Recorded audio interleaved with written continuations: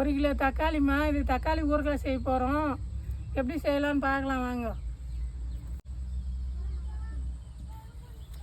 தக்காளி எப்படி 4 நாளாக அரிஞ்சிக்கணும்.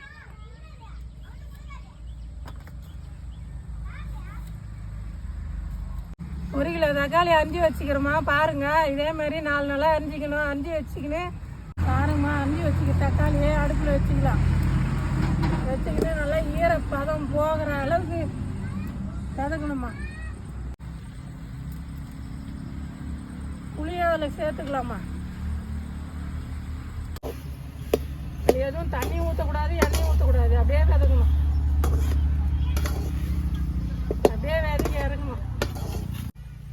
பாருங்க, 1 கிலோ தக்காளிக்கு 100 புளிமா.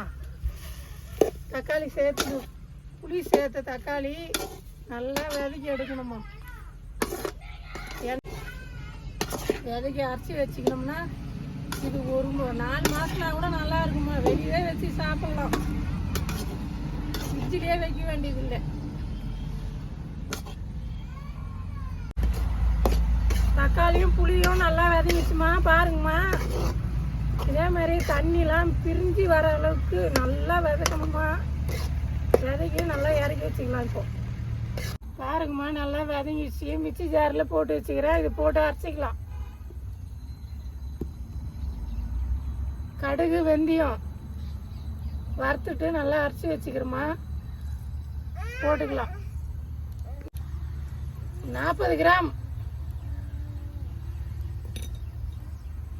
தனி மிளகாத்தூள், 50 கிராம்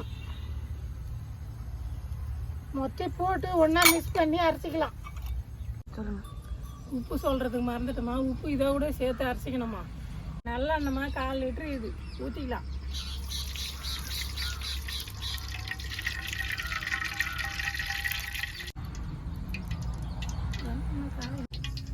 தாளிக்கு தேவையான கடுகுமா.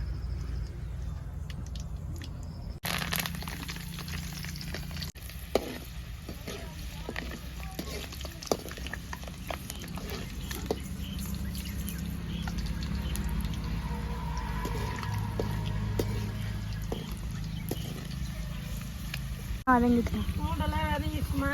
அரைச்சி வச்ச மசாலா சேர்த்துக்கலாம்.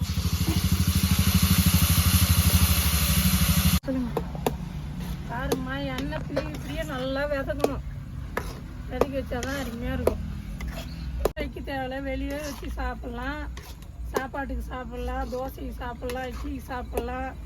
எல்லாமே அவ்வளோ சூப்பராக இருக்கும். சாப்பிட்டு பார்த்தா எல்லாம் நல்லா விரும்பி சாப்பிடுவாங்க. இதே மாதிரி செஞ்சு கொடுங்க. தக்காளி வாசனை வராதுக்கு கொஞ்சம் வெல்லம், 1 டீஸ்பூன் அளவு.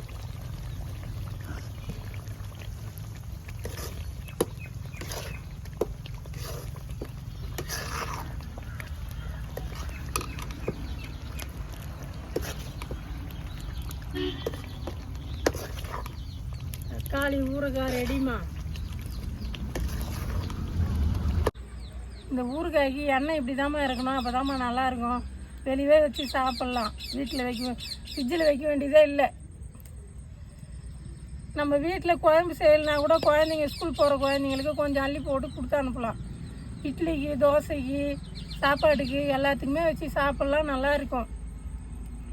செஞ்சு சாப்பிட்டு பாருங்கள். சாப்பிட்டு பார்த்துட்டு எப்படி இருக்குதுன்னு சொல்லுங்கள். அடுத்த வீடியோவில் சந்திக்கலாமா. வணக்கம்மா.